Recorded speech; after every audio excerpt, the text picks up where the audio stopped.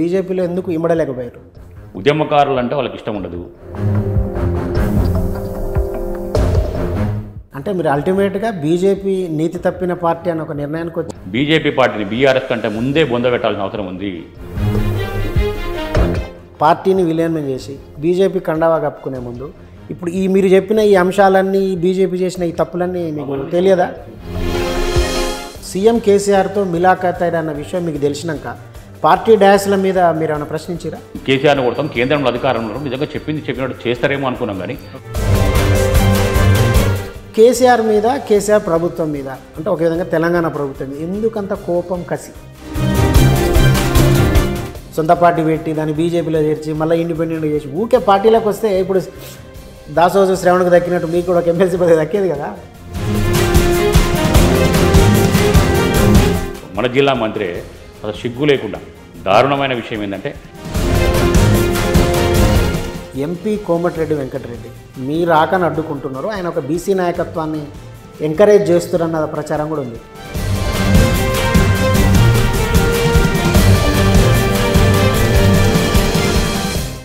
నమస్తే ఫ్రెండ్స్, భువనగిరి నుంచి జిట్టా బాలకృష్ణారెడ్డి పేరు తెలంగాణలో తెలియని వారు లేరు. కానీ ఆయన ఈ ఎన్నికల్లో కూడా, అంటే 2023 చివరిలో జరగనున్న ఈ ఎన్నికల్లో కూడా మరొకసారి ఇండిపెండెంట్గానే ఏమైనా పోటీ చేసే అవకాశం ఉందా? ఎందుకంటే ఆయన పార్టీని బీజేపీలో విలీనం చేయడం, బీజేపీ నుంచి సస్పెండ్ అయ్యి బయటికి రావడం, కాంగ్రెస్కు వెళ్తారన్న ప్రచారం జరగడం, కాంగ్రెస్లో ఒక నాయకుడు అడ్డుకుంటున్నారన్న ప్రచారం కూడా జోరుగా జరగడం, ఈ పరిణామాలని చూస్తే జిట్టా బాలకృష్ణారెడ్డి అడుగులు ఇప్పుడు ఎటువైపు పడుతున్నాయి? ఆయన ఏ రాజకీయ నిర్ణయం తీసుకోబోతున్నాడు? వచ్చే ఎన్నికల్లో భువనగిరి నియోజకవర్గం నుంచి ఏ గుర్తు మీద పోటీ చేయనున్నారు? అంటే ఏ పార్టీ కండవ కప్పుకొని ఉన్నారు? ఈ విషయాలన్నీ ఇప్పుడు మనం జిట్టా బాలకృష్ణారెడ్డి గారిని అడిగి తెలుసుకుందాం. అన్నా నమస్తే. నాకు ఒక బాగున్నా, మీరు బాగున్నారా? మీరు బాగున్నట్టు అనిపించట్లేదు ఎందుకు? చాలా అంటే నాకు ఎప్పటి నుంచి ఒక మళ్ళీ డౌట్ వస్తుంది ఈ మధ్యన వస్తున్న వార్తలన్నీ చూస్తుంటే. అంటే మళ్ళీ మీరు ఈసారి ఏమన్నా నిజంగానే ఇండిపెండెంట్గా పోటీ చేస్తారా? లేదు, ప్రజలకు అభిష్టానికి అనుగుణంగానే నేను చెప్పిన తప్పకుండా వాళ్ళ విషయం మేరకే పోటీ చేస్తా. ప్రజల దగ్గర వాళ్ళ నిర్ణయం మేరకే ఓ పార్టీ తరఫునే చేస్తా. ఒక పార్టీ తరఫున ఏ పార్టీ వెళ్ళనించగలరు? ప్రజలు ఏం కోరుకుంటారో ఆ పార్టీ తరఫునే చేస్తా. ప్రజలు ఏ పార్టీ అయితే బీఆర్ఎస్కు ప్రత్యామ్నాయంగా కొట్లాడగలుగుతుంది అనుకుంటారో, ఎవరైతే అంటే కేసీఆర్ను ధీటుగా ఎదుర్కోగలుగుతున్నారో ఆ పార్టీ ద్వారానే చేస్తాం.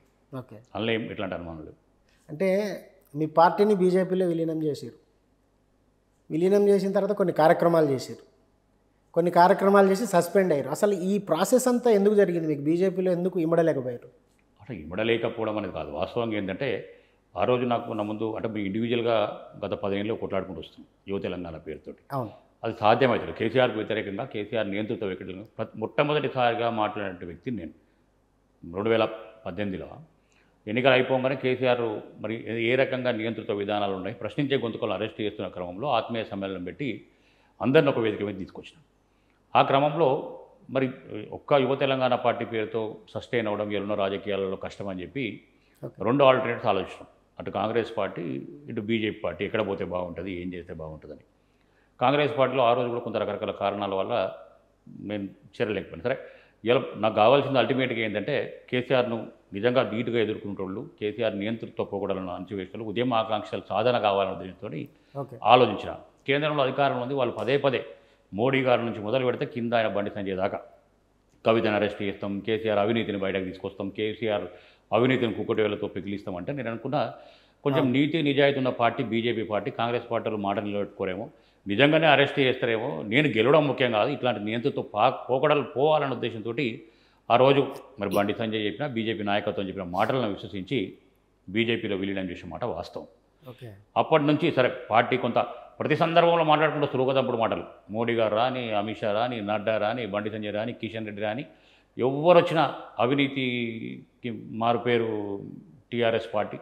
కవితకు బ్యారక్ తిహార్ జైల్లో రెడీగా ఉంది, ఎప్పుడైనా ఏ క్షణమైనా అరెస్ట్ చేస్తాం. ఎవరు అడగలేదు నిన్ను, నువ్వు జనరల్గా ఆ ప్రాసెస్లో వాళ్ళు చేసుకుంటారు. ఆ ఈడీ కావచ్చు, సిబిఐ కావచ్చు, వాళ్ళ ప్రాసెస్లో వాళ్ళు చేసుకుంటారు. గతంలో జగన్మోహన్ రెడ్డి అరెస్ట్ చేసిన శంకర్రావు గారు కంప్లైంట్ ఇస్తే ఆ ప్రాసెస్ కాంగ్రెస్ పార్టీ అధికారంలో ఉంది. వాళ్ళ ప్రాసెస్ కాంగ్రెస్ పార్టీ రెండు మాట్లాడలే, మేము జగన్ అరెస్ట్ చేస్తాము లేకపోతే ఫలానా అరెస్ట్ చేస్తామని చెప్పి వీళ్ళు ఏమైనా మాట్లాడితే వీళ్ళని లోపలేస్తాం అంటే వాళ్ళ గుప్పిట్లో పెట్టుకొని చేస్తుందని అర్థమైంది. ఆ క్రమంలో లాస్ట్కి వచ్చేసరికి ఏంటంటే అచానక్ బండి సంజయ్ని మార్చేసిండు, ఎంతో కొంత ఊపు తెచ్చిండు పార్టీకి, ఓకే. మార్చేసిండు. కవిత విషయంలో క్లారిటీ లేదు, కవితను 2 సార్లు పిలిచిండ్రు, ఏం లేకుండానే వెనక్కి పంపిండ్రు. మనీష్ సిసోడియా లాంటి వారిని అరెస్ట్ చేసి ఈమెను ఎందుకు అరెస్ట్, మరి ఆధారం లేకుంటే మాట్లాడాల్సి లేకుండే. దర్యాప్తు సంస్థలు వాళ్ళ పని వాళ్ళు చేసుకుంటారు. అట్లా 1,00,000 కోట్ల అవినీతి కాళేశ్వరంలో జరిగింది అన్నారు. మీ చేతుల్లో దర్యాప్తు సంస్థలు ఉన్నాయి కదా, నిజాయితీగానే చేయించండి మీకు చిత్తశుద్ధి ఉంటే. అవన్నీ కూడా ఏం జరగలేదు కాబట్టి ఒక అనుమానం వచ్చేది. మాట్లాడంగానే ఉద్యమకారులు అంటే వాళ్ళకి ఇష్టం ఉండదు. అదే చెప్పిన, ఎవరికి? బీజేపీ నాయకులు. బీజేపీ పార్టీకి ఉద్యమకారులు ఉండొద్దు, వాళ్ళు సెల్ఫ్ డబ్బా కొట్టుకుంటూ కావాలి. మేము 30 ఏళ్ళ ఇండస్ట్రీ ఆడనే ఉండాలి, వార్డు మెంబర్ కూడా గెలవద్దు. ప్యాకేజీలకు వాళ్ళకు కూడా అలవాటే.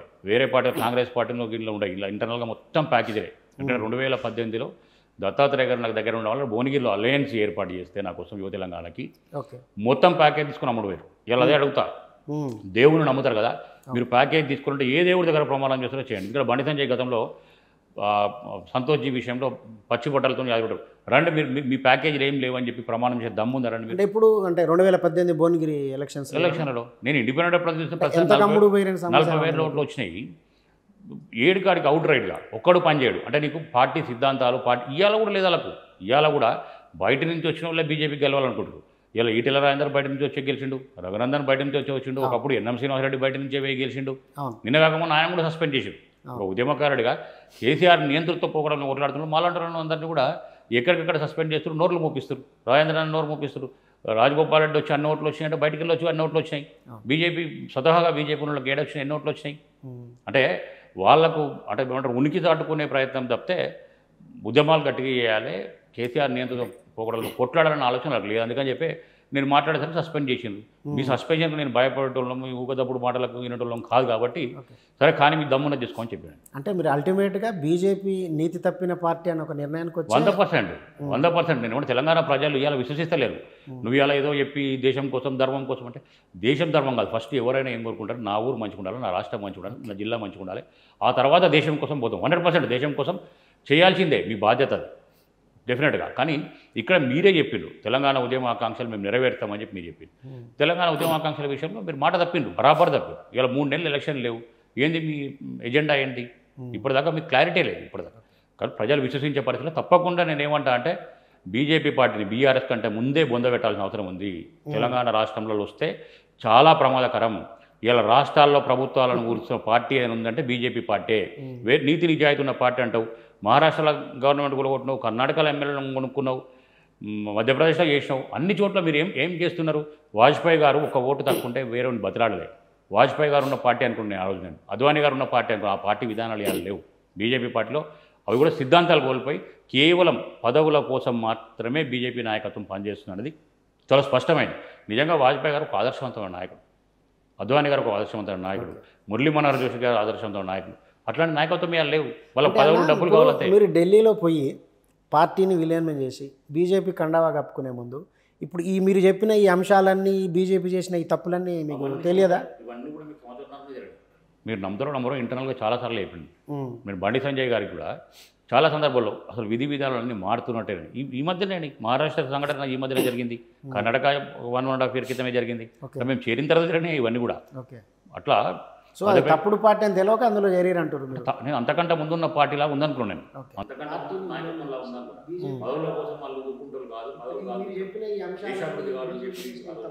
అవన్నీ ఇవన్నీ కూడా మీకు సంవత్సరంలోనే జరగండి. గొలమని అర్థం కాలండి. బిఎల్ సంతోష్ గారిని తీసుకొచ్చి ఎమ్మెల్యేలను కొనుగోలు చేద్దాం అనుకున్నారు. నిజంగానే అందులో నిజంగా కుట్ర కోణం లేకపోయింటే రాజగోపాల్ రెడ్డి గారు ఎన్నికల టైంలో తీసుకొచ్చి పట్టుకున్నాడు కేసీఆర్. వాళ్ళని పట్టుకున్న తర్వాత ఎందుకు కామ్ అయిపోయినారు? నువ్వు బలగాలం పంపలే, కేంద్ర బలగాలను. గతంలో రాజేందర్ గారు ఎన్నికలకు పంపినావు, రఘునందన్ గారు ఎన్నికలకు పంపినావు, మరి ఎందుకు రాజగోపాల్ రెడ్డి ఎన్నికలకు వచ్చేలే? మిమ్మల్ని నమ్మి వస్తే రాజగోపాల్ రెడ్డిని నట్టేట ముంచారు కదా, ఎందుకు మరి వాళ్ళ డబ్బులు విచ్చలవిడిగా వంచుతుంటాయి, మద్యం విచ్చలవిడిగా వంచుతుంటాయి, అడ్డుకోలేకపోయినారు? సంతోష్ గారిది వాస్తవమే కదా, బేరసారాలు చేసిన మాట వాస్తవం అది. ఆ వాస్తవాలు బయటపడేసరికి ఆధారాలు కేసీఆర్ దగ్గర ఉండగానే తోక ముడుచుకొని కవిత ఇష్యూని డైవర్ట్ చేసారు. అంటే ఇప్పుడు రాష్ట్ర బీజేపీ నాయకత్వం కావచ్చు, కేంద్ర బీజేపీ నాయకత్వం అంటే మన సీఎం కేసీఆర్తో మిలాఖత్ అన్న విషయం మీకు తెలిసినాక పార్టీ డాష్ల మీద మీరు ఏమైనా ప్రశ్నించారా? తప్పకుండా అంతర్గతంగా అనేక సందర్భాలు చేసాం. మేము వచ్చిన ఉద్దేశం వేరు. పార్టీలకు బయట నుంచి వాళ్ళు ఎక్కువ ఉన్నారండి. ప్రజాభిమానం ఉన్న వాళ్ళంతా కూడా, పార్టీలో ఉన్న వాళ్ళంతా కూడా బయట నుంచి వచ్చిన వాళ్ళే ఉన్నారు. బయట పార్టీలు మాకేం ఎగ్జిస్టెన్స్ లేక పోలే. ఆ పార్టీకి ఊపు వస్తుంది, కేసీఆర్ని కొడతాం, కేంద్రంలో అధికారంలో ఉన్నాం, నిజంగా చెప్పింది చెప్పినట్టు చేస్తారేమో అనుకున్నాం. కానీ మీరిద్దరు ములాఖాతం అయ్యి మేము ఇన్ని రోజులు కష్టపడాలందరినీ కూడా నట్టేట ముంచుతారు అనుకోలేదు. తప్పకుండా రాజకీయ ఆకాంక్ష ఉంటుంది. మేము స్వచ్ఛంద సంస్థలో పనిచేస్తానికి బీజేపీలో పోలే, ఒక ఎమ్మెల్యేనో ఎంపీనో బరాబర్ కావాలనుకుని ఉన్నా. నేను వివేకానంద యువన సంఘం పేరుతో 30 ఏళ్ళ నుంచి పనులు చేసుకుని వస్తున్నా, సామాజిక కార్యక్రమాలు చేసిన నిఖార్సైన తెలంగాణ బిడ్డగా, అంటే క్యారెక్టర్తో పనిచేసినాను, క్రెడిబిలిటీతో ఉన్నాయి. నేనేం వీళ్ళ లెక్క చిల్లర మల్లర రాజకీయాలు చేసుకుంటే రాజకీయాలకు రాలే నేను. కాబట్టి అది నమ్మి వచ్చినప్పుడు మమ్మల్ని అందరూ నట్టేట ముంచిరని అంటే నేను అట్లా మీరు ముంచినంత మాత్రాన ఏం కాదు. తెలంగాణ ప్రజల గుండెల్లో ఉన్నాం, ముఖ్యంగా నాకు భువనగిరి ప్రజల గుండెల్లో నేను చిరస్థాయిగా నాకంటూ ముద్ర ఉంది. వాళ్ళు ఆశీర్వదించిన నమ్మకం తప్పకుండా రేపు 2023లో మీరు ఇంతకుముందు అన్నట్టుగా ఒక మంచి నిర్ణయం తీసుకొనే తప్పకుండా పోటీలో ఉంటా. ఈసారి భువనగిరిలో జిట్టా బాలకృష్ణ అంటే జెండా ఎగరడం ఖాయం. అంతేనా? అది పక్కానా? 100% అన్న. మనం ఏమైనా ఛాలెంజ్ పెట్టుకుందామా? 100% ఛాలెంజ్గా పోదాం. ఓకే. ఏ శక్తులు అడ్డొచ్చినా, ఎన్ని కుయుక్తులు అన్నా ఈసారి జిట్టా బాలకృష్ణారెడ్డి భువనగిరి ప్రజల ఆశీర్వాదంతో అసెంబ్లీలో అధ్యక్ష అని అంటారు, అనబోతుండు. భువనగిరి ప్రజల ఆశీర్వాదంతో అనబోతున్నాం. ఓకే అన్న, నాకు ఒక విషయం చెప్పండి. మీరు సుదీర్ఘకాలం సీఎం కేసీఆర్ తోటి ఉన్నారు, అంటే టీఆర్ఎస్ ఉద్యమ నాయకునిగా మీరు యువజన విభాగ అధ్యక్షులు కూడా చేసి, మీకు కేసీఆర్ మీద, కేసీఆర్ ప్రభుత్వం మీద, అంటే ఒక విధంగా తెలంగాణ ప్రభుత్వం మీద ఎందుకంత కోపం, కసి? నాకు కోపం లేదు, అది తప్పు. నేను మరి ఇప్పుడు మాట్లాడిన మాటల్లో ప్రతిసారి కేసీఆర్ని కాయిన్ విషయాన్ని మీకు స్పష్టంగా చెప్తున్నాను. నేను ఏమంటున్నా అంటే కేసీఆర్ చెప్పేది ఒకటి, చాలా ఇంటర్వ్యూలు కూడా చెప్పినాను. కేసీఆర్ ఉద్యమం సమయంలో ఏం చెప్పినాం మనం? మొదటిది నేను దళితుడిని ముఖ్యమంత్రి చేస్తా అన్నాం, దళితులకు 3 ఎకరాల భూమి ఇస్తా అన్నాం, ఇంటికో ఉద్యోగం ఇస్తా అన్నాం. ప్రతిదీ చాలా స్పష్టంగా ఎజెండా అంతా కూడా ప్రకటించినాం. తెలంగాణ రాష్ట్రం, నువ్వు తెలంగాణ ఉద్యమం కోసం సర్వం చేసినావు, కొట్లాడినావు, అందరిని ప్రజల చేత అన్నిటికీ కూడా నేను యాక్సెప్ట్ చేస్తాను. దాన్ని సస్టైన్ చేసినావు, అన్ని ఓకే, సంతోషం, అది త్యాగం చేసినావు, అంతవరకు ఓకే. ఇచ్చినటువంటి హామీలు నీకు ఏమవసరం ఉంటే ముఖ్యమంత్రిది? నువ్వు మొట్టమొదటి రోజే నీ మాటను తప్పినావు. ముఖ్యమంత్రి నేను కాపలా కుక్కలాగా మాత్రమే ఉంటా అన్నావు. కాపలా కుక్క కర్షే కుక్క అయినప్పుడు తప్పకుండా ఆయన విధానాలను ఎండగట్టాల్సిందే కదా, చూసుకుంటే అయితే ఊరుకోలేము కదా.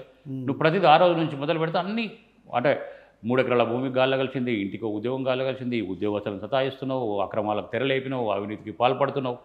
ఒక 3 ఏళ్ళు వెయిట్ చేసినాం, నేను ఎంబడే మాట్లాడలే. 3 ఏళ్ళ తర్వాత మొదలుపెట్టినా. ఆ తర్వాత మరి ఎందుకు చేయలేకపోయినావు? సరే, నువ్వు నీకు ముఖ్యమంత్రి కావాలని కోరిక ఉండొచ్చు. అయినప్పుడు నేను చాలా సందర్భాలు చెప్పిన, మీరు నమ్ముతారో నమ్మరో, ఇప్పుడు కూడా చెప్తున్నాను. కేసీఆర్లో రాజశేఖర రెడ్డి గారు దొరికితే బాగుండు అని, అంటే నమ్మకం, ఒక మాట ఇస్తే నాకు తెలిసినంత వరకు కట్టుబడే వ్యక్తి రాజశేఖర రెడ్డి గారు. ఆ వ్యక్తిత్వం అసలు ఇలా 12-13 ఏళ్ళలో చచ్చిపోయిన రాజశేఖర రెడ్డి గారిని ప్రజా గుండెల్లో చిరస్థాయి ఉంది. ఇలా కేసీఆర్ను చచ్చిపోతే ఎవడు గుర్తు కూడా పెట్టుకోడు. అంటే ఇచ్చిన హామీలన్నీ కూడా నీటి మూటలు అయిపోయినాయి, ఎవరిని పట్టించుకోవట్లేదు, ఉద్యమకారులను గుర్తించలే. నీకు ఎందుకంటే నీ పార్టీలో ఉద్యమకారులు కష్టపడ్డలు అందరూ ఉన్నారు కదా, వాళ్ళకి టికెట్ లేకుండా బయట పార్టీ నుంచి ఎందుకు తెచ్చి ఎమ్మెల్యేలను కొనుక్కుంటున్నావు? ఎందుకు వాళ్ళకి మంత్రి పదవులు ఇస్తున్నావు? ఎందుకు అవకాశాలు ఇస్తున్నావు? నీ పార్టీలో లేరా? నిఖార్సైన తెలంగాణ ఎందుకు? నీకు ఆ ప్రగతి భవన్ అంత పెద్ద గడిల కోట ఎందుకు? మంచిగా 4 రూమ్ల నుండి తెలంగాణను పాలించలేవా? ఇవాళ ఎంతోమంది నాయకులు ఆదర్శంగా ఉన్నారు మనకు. మమతా బెనర్జీ గారు ఉన్నారు, నవీన్ పట్నాయక్ గారు ఉన్నారు. సింపుల్ లైఫ్లో ఏళ్ళు ముఖ్యమంత్రి కూడా ఉంటుంటే జీవితకాలం ముఖ్యమంత్రి. తెలంగాణ ప్రజలకు ఇచ్చిన హామీలను కనుక నెరవేర్చుంటే తప్పకుండా తెలంగాణ ప్రజల కోపంతో ఉన్నారు. నేను ఒక్కనే లేను. కేసీఆర్ ఇచ్చిన హామీలను అమలు చేయకుండా, రాష్ట్రానికి ఏమీ మేలు చేయకుండా, అన్నీ విస్మరించి, అన్ని తప్పులు చేస్తే రెండోసారి 2018లో 88 సీట్ల సంఖ్యతోటి ఎట్లా ప్రభుత్వంలోకి వస్తుంది? ఆ రోజు కాంగ్రెస్ పార్టీ వైఫల్యం. ఆ రోజు ప్రజలు కోరుకున్నట్టే కదా. అంటే కాదు, కాంగ్రెస్ ఆల్టర్నేటివ్ ఎప్పుడైనా రాజకీయాలలో మీకు తెలియదు కాదన్న, మీరు సీనియర్ జర్నలిస్ట్, ఆల్టర్నేటివ్ ఎవరని చూస్తారు, అలా ఎవరు బెటర్ అనేది చూస్తారు.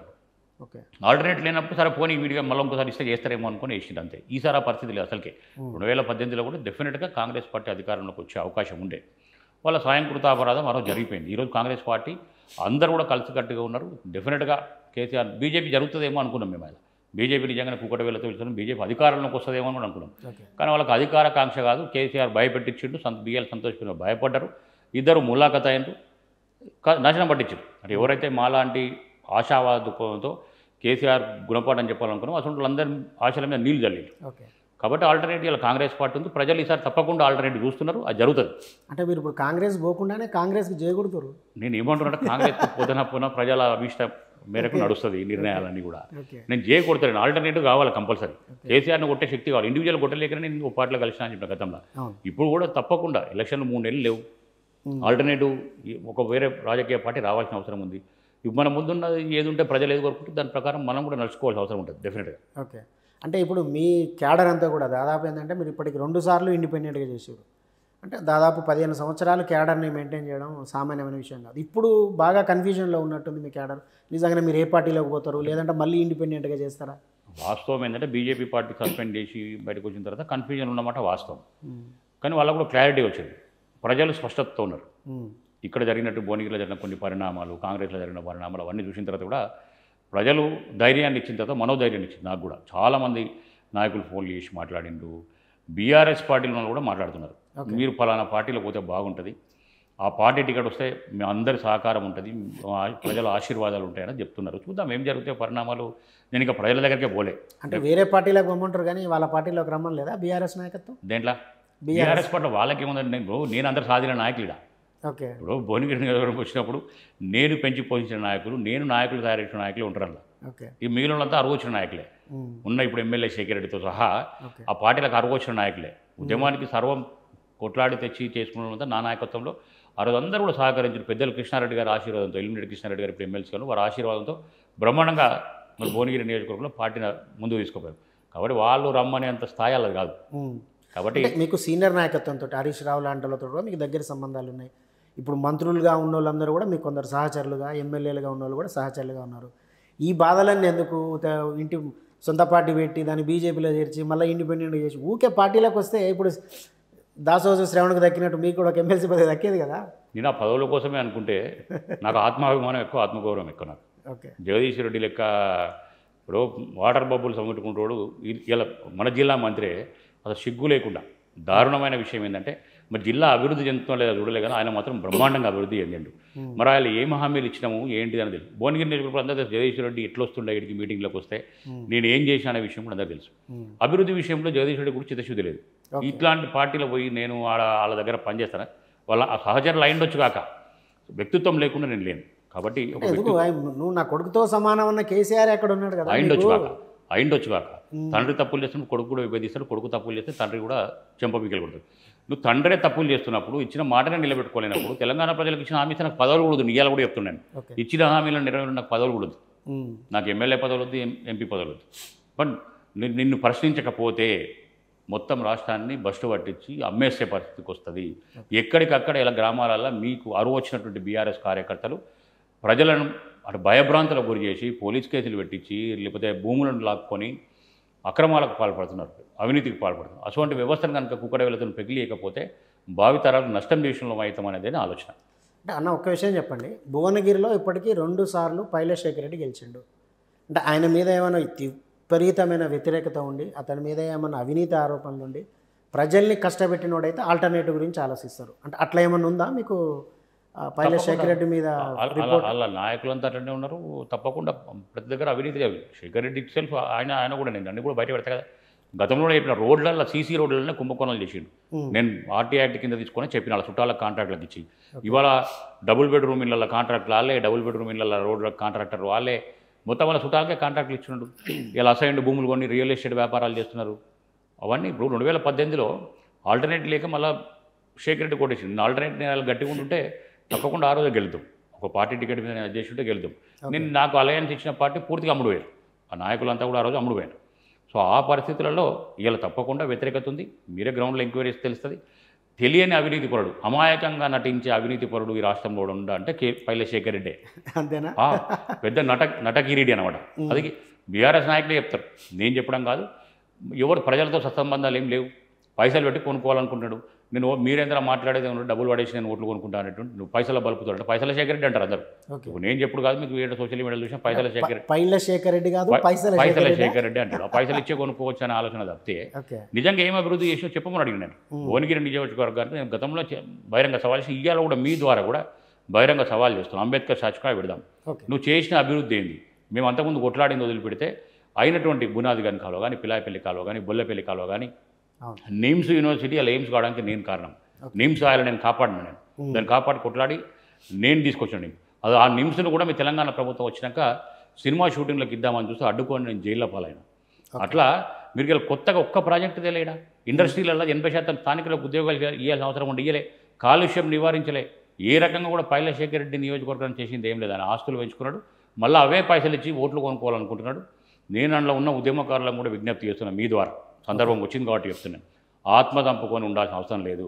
రండి అందరం ఒకటి అయిదాం, అట్లాంటి వాళ్ళని కూకట వేలతో చేద్దాం, మీ ఆత్మగౌరవాన్ని కాపాడే బాధ్యత నాది, మీ అందరు అండదండలు నాకు ఇయ్యమని చెప్పి నేను మిమ్మల్ని అందరూ కూడా అందులో ఉన్న ఉద్యమకారులు, పాత ఉద్యమకారు నాయకులందరూ కూడా విజ్ఞప్తి చేస్తున్నాను. ఇప్పుడు బయటకు వచ్చిన వాళ్ళే మళ్ళీ బయటలో ఇమ్మలేక మళ్ళీ బీఆర్ఎస్లోకి వెళ్ళిపోయారు. మీరు రమ్మంటే బయటకు వస్తారా అన్న? తప్పకుండా వస్తారు, తప్పకుండా సరే, అందరూ కూడా పనిచేస్తారు. మీరు అంటే మీరే ఇప్పుడు ఒక డయాస్ మీద లేరు కదా, నేను అడుగుతున్నా, మీరే ఒక డయాస్ మీద లేరు. ఎప్పుడైనా నాయకత్వం ఇప్పుడు మీరు అన్నారు 2 రోజులు క్యాడర్ ఎట్లా ఉంది, నమ్మకాన్ని కలిగేయాలి. అన్నిటికీ పదవులే శాశ్వతం కాదు. మీకు ఇబ్బంది వచ్చినప్పుడు, మీకు సందర్భం వచ్చినప్పుడు అంటే ఒక మాట సాయమే, ఎవరు డబ్బులు ప్రతిదానికి మనోధైర్యాన్ని ఇవ్వగలిగితేనే తప్పకుండా నీ ఎంబడి నమ్మిన క్యాడర్ అట్నే ఉంటుంది. ఇండివిజువల్ నా ఎంబడి 15 ఏళ్ళ నుంచి ఉన్నారు. ఇవాళ కూడా ఇలా రాష్ట్ర వ్యాప్తంగా కూడా యువన సంఘాల క్యాడర్ ఇండివిజువల్గా ఉంటుంది నాకు ఇప్పటికి కూడా. ఆ మనోధైర్యాన్ని మనం కల్పించినప్పుడు తప్పకుండా నిన్ను నమ్మి నేను ఎంబడి వస్తాను. అంటే నిన్న మొన్నటి వరకు అంటే ఇప్పుడు ప్రస్తుతం జరుగుతున్న ప్రచారం కూడా ఏంటంటే మీరు కాంగ్రెస్లోకి పోతారని. అంటే ఎందుకు ఇంత ఆలస్యం అవుతుంది? ఆలస్యం ఏమవుతలేదు, కొంత సాంకేతికమైన కారణాలు నేను ఇప్పుడు చేరడంలో కొంచెం ఉండొచ్చు వాళ్ళకి. అంటే మీ దగ్గర డీసీసీ ప్రెసిడెంట్గా చేసిన కుంభం అనిల్ కుమార్ రెడ్డి బీఆర్ఎస్లోకి వెళ్ళిపోయారు. సో ఇమ్మీడియట్గా ఆల్టర్నేటివ్ మళ్ళీ జిట్టా బాలకృష్ణారెడ్డి ఆ ప్లేస్ని రీప్లేస్ చేస్తారన్న ప్రచారం జరిగింది. వాస్తవమే, నేను కూడా కాంగ్రెస్ పార్టీలకు పోదామనుకున్న వాస్తవం, ప్రజల అభిష్టం మేరకే పోతా అని చెప్పినా అనుకోకుండా జరిగిన పరంలో నేను బీజేపీలకు బయటికి రావడానికి ఇవన్నిటికి కూడా అంత ఒకదానికొన్న సందర్భం లేకుండా జరిగినాయి. ఓకే, సరే, ఇక్కడ స్థానికంగా ఉండేటి అంటే సీనియర్ నాయకులు, తర్వాత ఆయన తెలంగాణ ఉద్యమంలో పదవి చేసిన వెంకరెడ్డి గారికి మరి వారి ఆలోచనలు ఏమో తెలియదు. గతంలో కూడా వారి కోసం ఎంపీకి అవుట్రేట్గా మేము పనిచేసినాం 2019లో. నేను అదే అడగబోతున్నానా, ఎంపీ కోమటిరెడ్డి వెంకటరెడ్డి మీ రాకని అడ్డుకుంటున్నారు, ఆయన ఒక బీసీ నాయకత్వాన్ని ఎంకరేజ్ చేస్తున్నారన్న ప్రచారం కూడా ఉంది. అడ్డుకుంటున్నారని నేను అనుకోను. సరే, వారికి ఏముండే నాకు తెలియదు, ఇంటర్నల్గా నాయకత్వంలో ఏమో తెలియదు. బీసీ నాయకత్వానికి ఇస్తే కూడా బీసీ నాయకులు ఎవరైతే చేస్తున్నారో వాళ్ళకు కూడా చెప్పిన నేను నిజంగానే నేను కాంగ్రెస్ పార్టీలోకి వచ్చి ఉంటే బీసీ నాయకులు ఎవరైనా నిజంగానే బీసీకి టికెట్ ఇస్తే కూడా నేను పని చేస్తానని చెప్పిన వాస్తవం. ఇలా ఆన్లైనే బీసీ నాయకులలో ఆయనకు సంబంధించిన ఇద్దరు అనుచరులను ప్రోత్సహించి ఇద్దరిని పని చేసుకోమంటాడు. నేను అది కరెక్ట్ కాదంటలేదు. ఇప్పుడు నువ్వు ఎవరికి చెప్పదలుచుకున్నావో వాళ్ళు స్పష్టంగా కూర్చోబెట్టి ఒకరు పని చేయండి, ఒకరు చేయండి, ఇక బీసీకి వస్తే ఇది, ఓసీకి వస్తే ఏం చేద్దామో ఆలోచిద్దామని చెప్పాలి. కానీ ఇద్దరిని వారు ప్రోత్సహిస్తారు. మరి అనుభవజ్ఞుల నాయకులు ఆయన. తెలంగాణ ఉద్యమం కోసం ఆయన ఇలా రాజీనామా చేసిండు. ఎంపీ కూడా మన కన్నులోటు పోయి అంటారు కదా, ఆయన గెలిచిండు. అదంతా సాగు దెబ్బ కంటే మాలాంటి వాళ్ళంతా పనిచేసేపటికైనా ఇలా గెలిచిండు. 100% చేసినాం, అందరు తెలుసు. అవుట్ రైట్గా పనిచేసాను నేను, అవుట్ రైట్గా పనిచేసినాం. మెజారిటీ ఓట్లు మా ద్వారా కూడా వచ్చినాయి. మరి ఆయన నేనేమంటా అంటే ఇలా కాంగ్రెస్ పార్టీ అధికారంలోకి వస్తుంది రాష్ట్రంలో అనుకున్నప్పుడు చిన్న చిన్న హిడెన్ ఎజెండాస్ ఉంటే పక్కన పెట్టాలి. ఓ 2 మెట్లు అంటున్నారు కదా, ఇప్పుడు బీసీలకు అవసరమైతే నలుగురు నిజంగా త్యాగం చేసి పోటీ చేయి. సార్ ఏమైతుంది అంటే ఎంకన్నా మహానుభావుడు, గొప్ప వ్యక్తి ఆయన, అంటే గౌరవం ఉంది, తెలంగాణ ప్రజలకు గౌరవం ఉంది, కాంగ్రెస్ క్యాడర్ గౌరవం ఉంది. పోటీ చేయకి సరే, పోటీ చేయకుండా ప్రచారం చేయి, అనౌన్స్ చేయి, నేను పోటీ చేయ 7 ఏళ్ళు పెట్టా, పార్టీ ఏది ఇస్తా చేస్తా అని చెప్పు. ఎందుకు ఈ డిస్టర్బెన్స్, న్యూసెన్స్? చాలా బాధపడుతారు క్యాడర్, కాంగ్రెస్ క్యాడర్ కూడా మాట్లాడేటోళ్ళంతా కూడా కింది స్థాయిలో.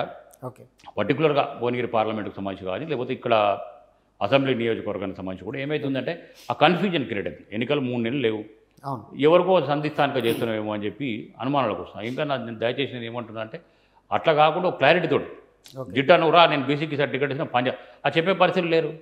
అంటే ఎవరిని ఎట్లా కోఆర్డినేషన్, నువ్వు అనుభవజ్ఞుడివి, ఎందుకు ఆ ప్రయత్నం జరుగుతుంది అడుగుతున్నాను. ఓవరాల్ స్టేట్ను మెయింటైన్ చేయగలుగుతావు, ఆ ప్రయత్నం చేయమని చెప్పి నేను ఏమంటున్నా అంటే కేసీఆర్ను కొట్టాలంటే ఈగోస్ పక్కన పెట్టి బేసిజాలు పక్కన పెడితేనే తెలంగాణ రాష్ట్రంలో కాంగ్రెస్ పార్టీ నిజంగా అధికారంలోకి వస్తుంది. అధికారంలోకి వస్తేనే నియంత్రణ తప్పుకోవడం, ప్రజల అభిమానాన్ని చూరగొన్నోళ్ళు అవుతారు, మీరు ఉద్యమాకాంక్షలు నెరవేర్చిన వాళ్ళు అవుతారు. కాబట్టి దయచేసి ఆలోచించమని అడుగుతున్నాను. నేను నా కోసమో ఇంకో దానికోసం అంటలేను. నేను తప్పకుండా ఒక క్లారిటీగా, ఒక పెద్ద మనిషిగా క్లారిటీగా ఉండమని చెప్పి నేను విజ్ఞప్తి చేస్తున్నా.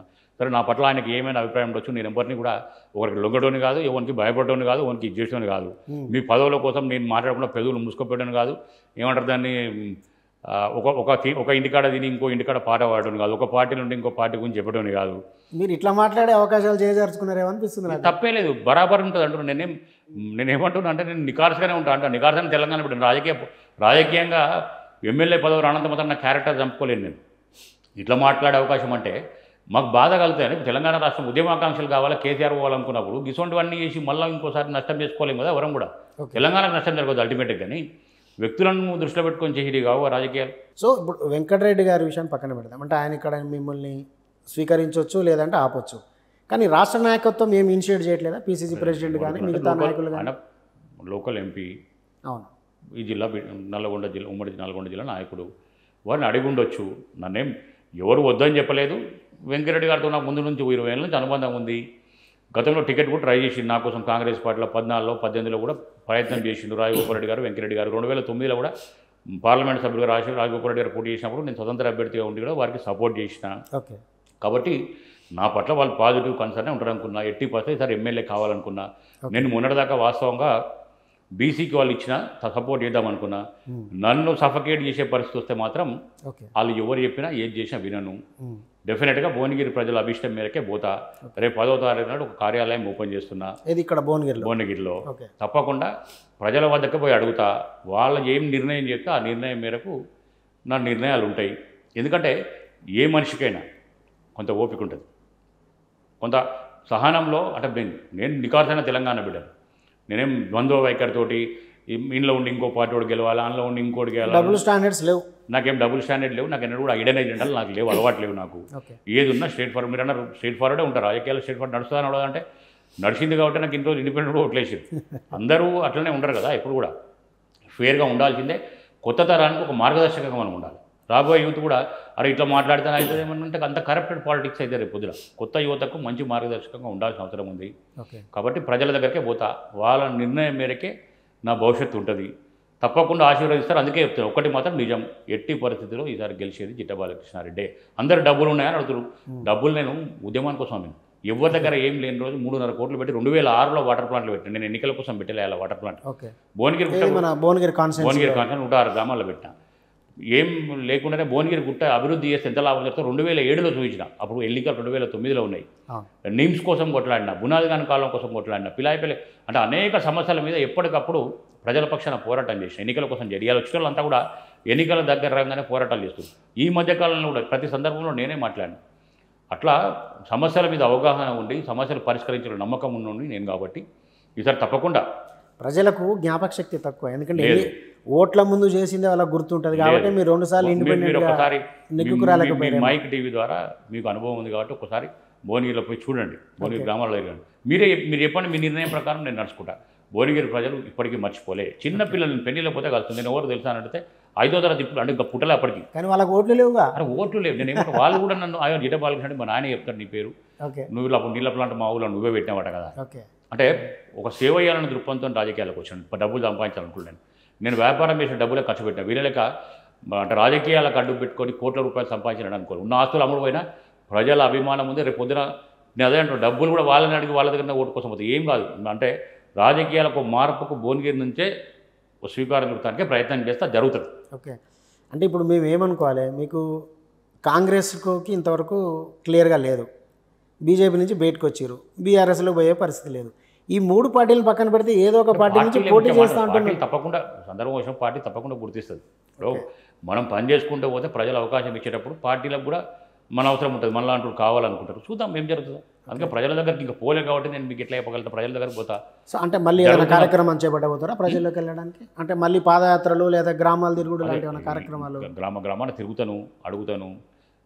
ప్రభుత్వం విధానాలు కూడా వాళ్ళకు వివరిస్తాము, ధూమ్ధాములు పెడతాము. అన్ని రకాల లోకల్ శేఖర్ రెడ్డి ఏం అభివృద్ధి చేసిండు, ఏం చేయలేకపోయిండు, కేసీఆర్ ప్రభుత్వం ఏం చేసింది, ఏం చేయలేకపోయిందో ప్రజల దగ్గరికే పోతాం. సేమ్ టైం నన్ను ఏం చేయమంటారో అడుగుతా. వాళ్ళ విధి విధానాలను ఎండగడుతూనే నన్ను ఏం చేయమంటారు. ఉన్న ఆప్షన్ ఇది. కొన్ని ప్రత్యేకమైన పరిస్థితుల్లో ఇట్లా ఇండివిజువల్ ఉండాల్సి వచ్చింది, ఏం చేయమంటారని అడుగుతా. ఇంకా 3 నెలలు ఎన్నికలు ఉన్నాయి. తప్పకుండా మీకు ఒక మ్యాక్సిమం 15 రోజులు అన్ని విషయాల్లో స్పష్టత వస్తుంది.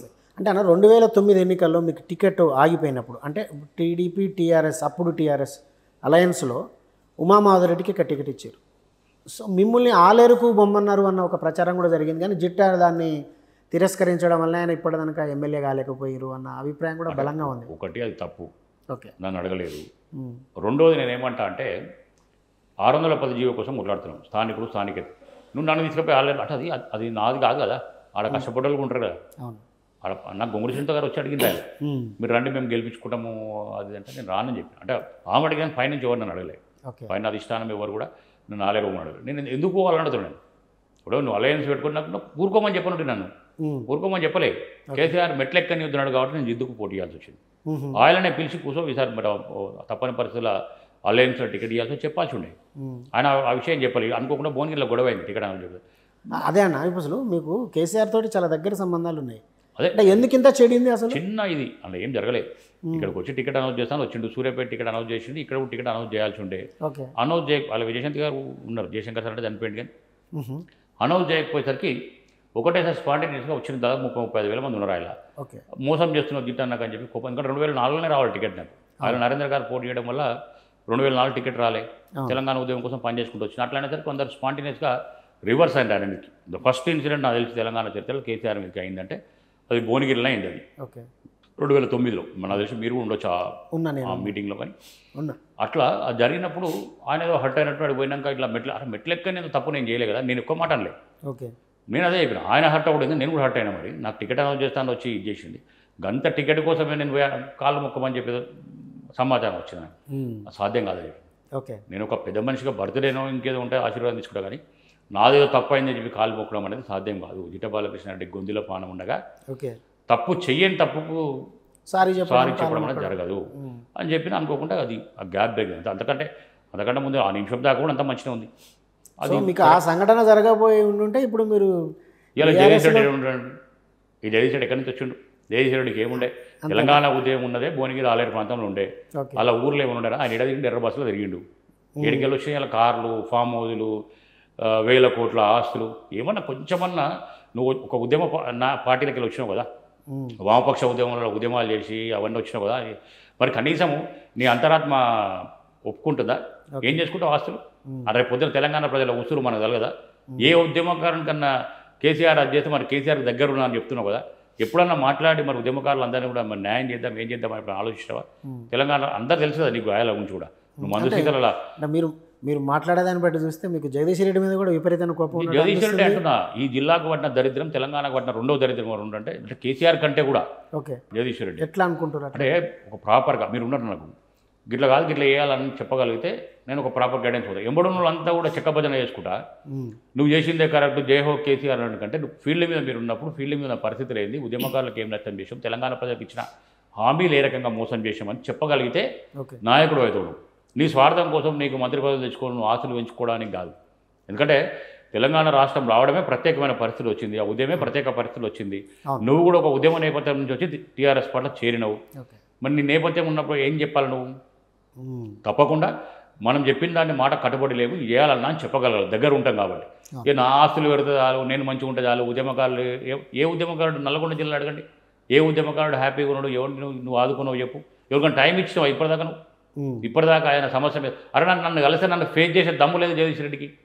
నా ఎదురుగా ఎక్కడన్నా ఫంక్షన్ లేదు అయితే ముఖం తిప్పుకొని పోతావు. ఎందుకని అంటే ధైర్యం లేదు, ఫేస్ చేయమని ధైర్యం ఉందా?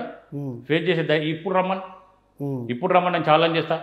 సూర్యాపేటలో కూడా ఛాలెంజ్ చేస్తా, రమ్మని. ఎస్, నాకు సెల్ఫ్ రెస్పెక్ట్ ఉంది, నీకు లేదంట. నేను జగదీష్ రెడ్డి అంటే సెల్ఫ్ రెస్పెక్ట్ లేదు. వాటర్ బబుల్స్ అమ్ముకోవడానికి నాకు 2000 సంవత్సరాల నా దగ్గరకు వచ్చినాడు. అప్పటికి ఇంకా తెలంగాణ ఉద్యమం పుట్టలే, టీఆర్ఎస్ పార్టీ పుట్టలే. నాకు హోటల్ ఉంటే నాకు సప్లై చేయడానికి వచ్చినాడు వాటర్. తప్పు లేదు, వ్యాపారాలు చేసుకోవాలా, అభివృద్ధి చెందాలి, కానీ మనిషిని గౌరవించడం నేర్చుకో. మనిషిని నువ్వు ఇచ్చిన హామీలను కేసీఆర్కి చెప్తావా, నువ్వు ఇంకెట్లా చేస్తావో చేసి నీకు ఒక మంచి మంత్రి పదవి వచ్చేది. ఇలా నేను అందులోనే ఉండడానికి రాకపోతుంటా తెలుసా. నేను టీఆర్ఎస్ పార్టీలో ఉంటుంటే ఇలా నేనే ఉంటుంటే, నేనే కీలకంగా ఉంటాను. హరీష్ అన్న, కేటీఆర్ గారు ఇవన్నీ ఉన్నప్పుడు అందరం కలిసి పనిచేసినాం. మేము ఒక చిత్తశుద్ధితో పనిచేసినాం. కానీ నీలక దొంగలాగా తెలంగాణ ఉద్యమకారులందరినీ నష్టం చేయలేదు. ఇలా నువ్వు ఏం చేస్తున్నావు? ఉమ్మడి జిల్లాలో ఒక్క ఉద్యమకారుడికి ఎక్కడ న్యాయం చేసి చెప్పు, ఏం చేయగలను చెప్పు. ఉమ్మడి నల్గొండ జిల్లాలో అభివృద్ధి కార్యక్రమాలు చెప్పు, రా నేను చెప్తాను. ఏమేం చేసినావు చూద్దాం, చెప్తుందా చర్చగా. ఏం చేయగలను, ఏం చేసినావు చెప్తారు. సూర్యాపేట మొత్తం నందనవనం అయిపోయింది. సూర్యాపేట నువ్వు చేసుకుంటే సరిపోతా. ఏం చేసినావు సూర్యాపేటలో కూడా? పోదాం అడుగుదాం. సూర్యాపేట జరిగిన అభివృద్ధి విషయం కూడా నేను రెడీగానే ఉన్నా. తెలంగాణ ఉద్యమాన్ని పూతం ఇచ్చినటువంటి యాదాద్రి భువనగిరి జిల్లా, 2 ఆలేరు అసలు ఏం జరిగింది ఇక్కడ? ఏ కాలువలు ఎక్కడొక్కడే ఉన్నాయి, కాలుష్యం ఏడదాన్నే ఉంది. యాదాద్రి తిరుపతి లెక్క తయారు అడిగిండా యాదాద్రి నరసన్న నన్ను అభివృద్ధి చేయమని అడగలేదు. యాదాద్రి నరసన్న ఎవరి కోసం అభివృద్ధి చేసిండు? మీ రియల్ ఎస్టేట్ వ్యాపారస్తుల కోసం భూముల ధరలు పెంచుకోవడానికి. ఆయన మీ కేసీఆర్ కుటుంబం ఆస్తులు ఉన్నాయి కాబట్టి, నువ్వు ఆస్తులు ఉన్నావు కాబట్టి దానికోసం అభివృద్ధి చేసి రియల్ ఎస్టేట్ వ్యాపారాన్ని పెంచింది. అంటే చుట్టూ జరిగిన వ్యాపారం అంతా వాళ్ళదేనా? వాళ్ళదే. యాదాద్రి నరసన్న దేవుడు ఎప్పుడు కూడా ప్రజలు సుభిక్షంగా ఉండాలని కోరుకుంటాడు. ఆయనకే మొత్తం ఆభరణాలు కావాలి, లేకపోతే అలంకరణ కావాలి, నాకు మేడలు కట్టాలని చెప్పి ఏ దేవుడు కోరుకోడు. అది మీరు చేసింది. ఇలా తెలంగాణ ప్రజలను మీరు వంచుకుంటా తప్పు చేస్తారు, మోసం చేస్తారు. భక్తి ఉండాలా, తప్పకుండా దేవుడికి చేయాల్సింది చేయాలి. కానీ అంతగా అడగలే దేవుడు. నరసన్న అడగలే మేము. మరి ఎక్కడ పోయింది? తప్పకుండా నర్సరీనే చెప్పిస్తాడు వాళ్ళని. ఓకే. సో మొత్తంగా ఇప్పుడు మీ ఫ్యూచర్ ప్లాన్ ఏంటంటే, ఎందుకంటే చాలా తక్కువ టైం ఉంది ఎలక్షన్కు. రేపు ఒకవేళ జమిలీ కనుక వచ్చిందంటే ఇంకొక నెల మీకు అవకాశం దొరుకుతుందేమో. ఇంత తక్కువ టైంలో ఏ పార్టీ లేకుండా మీరు ఎట్లా కవర్ చేయగలుగుతాం అనుకుంటున్నాను? ఇప్పటికే నేను మొత్తం 6 నెలల కిందనే కార్యాచరణ అంత ఉంది. ఓకే. నాకు ఇండివిజువల్నే బూత్ కమిటీలు ఉన్నాయి. 85% బూత్ కమిటీలు వేసుకొని ఉన్నాము. క్లస్టర్ ఇన్ఛార్జ్లు ఉన్నారు. వ్యవస్థ అంతా రెడీగా ఉంది. దాంట్లో ఏం అంటే నాయకత్వం కింద గ్రామీణ స్థాయిలో నాయకత్వ లోపం లేదు. ప్రజల ఆశీర్వాదం కావాలి, కొత్త నాయకత్వం కూడా కావాలి. ఆ కొత్త నాయకుల సహకారం కూడా తీసుకుంటే అందరితో మాట్లాడుతున్నా తప్పకుండా 100 గ్రామాల్లో పోతా కాబట్టి వాళ్ళందరూ అభిష్టమైన నిర్ణయం తీసుకుంటా. ఆ నిర్ణయం ప్రకారం పోటీ చేస్తా. పైసలకు ఆత్మగౌరవంకు మధ్యన జరిగే పోరాటం ఇది. కొత్త నినాదమా? తప్పకుండా ఆత్మగౌరవం జరుగుతున్న పోరాటం ఇది. నా దగ్గర డబ్బులు కానీ ఓట్లకు డబ్బులు పంచండి, ఓట్లు రావట్లేవు కదా. అందుకే అంటున్నా భువనగిరి నియోజకవర్గం చరిత్ర సృష్టించబోతుంది. అంటే ఏమన్నా ఓటర్లు అవినీతి పట్ల అంటే వీళ్ళు ఆలోచన అవినీతి పరులను చేశారు కదా రాజకీయ నాయకులు. కాలేదు అంటున్నారు. తప్పది. ఎందుకంటే ఓటు 4,000 5,000 పంచుతున్నారు. వీళ్ళు బలవంతంగా చేస్తారు. మరి అట్లాంటి మన రాజగోపాల్ రెడ్డి గారు విపరీతంగా డబ్బులు ఖర్చు పెట్టిండు. రాజగోపాల్ రెడ్డికి 80,000 పైన ఓట్లు రావు. మరి రాజగోపాల్ రెడ్డి గారు ఆ మొత్తంలో ఆయన ఏం చేయలే. ఓకే. రాజగోపాల్ రెడ్డి కాంగ్రెస్ పార్టీ కిందలోకి వచ్చి అన్ని ఓట్లు వచ్చినాయి. జస్ట్ వ్యక్తిత్వం ఉంది కాబట్టి ఆయనకు ఓట్లు వేసే ప్రయత్నం చేసి రాజగోపాల్ రెడ్డి అంటే ఉండాలనుకున్నారు రాజకీయం. అట్లనే జిడ్డబాలకృష్ణ కూడా అదే చెప్తాను నేను. నా ఉన్నాయని నమ్ముకున్నా, మీరే నమ్మకం అనుకున్న మీ ధైర్యంతో వచ్చిన పైసలకు ఆత్మగౌరవం మద్దతు చెప్తున్న పోరాటంలో ఆత్మగౌరవానికి ఓటేస్తారని నేను అనుకుంటున్నాను, అడుగుతా. అవినీతి పరులను ప్రజలను చేసే ప్రయత్నం పైసల శేఖర్ రెడ్డి లాంటి వాళ్ళు చేస్తున్నారు. వాళ్ళ పైసల బల్పు దించడమే నా లక్ష్యము. అంతేనా? చూడండి, మార్పుకు శ్రీకారం చుడతాం. డెఫినెట్గా జరుగుతుంది ఇక్కడ భువనగిరి. ఈ నియోజకవర్గ ఓటర్లు లేదా ఈ నియోజకవర్గ ప్రజలకు అంటే మీ నుంచి ఉన్న అప్పీల్ ఏంది? తప్పకుండా ఒక అవకాశం ఇవ్వండి. విద్య, ఉపాధి, స్థానిక ఉద్యోగాలు, నీళ్లు అంటే నాకు ఒక స్పష్టత ఉంది. కాన్ఫిడెన్స్ మీకు కూడా తెలుసు, భువనగిరి ప్రజలకు తెలుసు. వాటన్నిటిని పూర్తి చేయాల్సిన బాధ్యత. అవినీతి రహిత పాలన. ఒక్క రూపాయి కూడా నాకు ఇవాళ ఏ ఆస్తులతో అఫిడవిట్లు వేస్తున్నావు నా పేరు మీద, నా కుటుంబం ఉన్నాయని నమ్ముకున్నా. మీకు 2004 చూసుకుని వస్తే మొత్తం ఆస్తులు ఎట్లా దక్కపోయినా ఉంటాయి. ఉన్నకాడికి కూడా మొత్తం పోయినాయి. నాకేమో ఎప్పుడు కూడా ఆస్తులు సంపాదించాలి యావలేదు. నా పిల్లలకు కూడా, చిన్న పిల్లలు వాళ్ళకు కూడా లేదు, వాళ్ళు సంపాదించుకుంటారు. నియోజకవర్గ అభివృద్ధి ధ్యేయంగానే నేను పనిచేస్తా. దానికోసమే ఒక మార్పుకు భువనగిరి నుంచే తెలంగాణలో అవినీతిమైన పాలన అంతమందించడానికి అవకాశమని అడుగుతా. యువత రెడీగానే ఉన్నారు, పెద్దలు రెడీగానే ఉన్నారు, ప్రజలు రెడీగానే ఉన్నారు. అది రేపు గ్రామాల్లో పోయినప్పుడు తేలుతుంది. ఒక అవకాశం ఏంటి, ఒక మంచి కోసం అవకాశం ఏమని అడుగుతారు.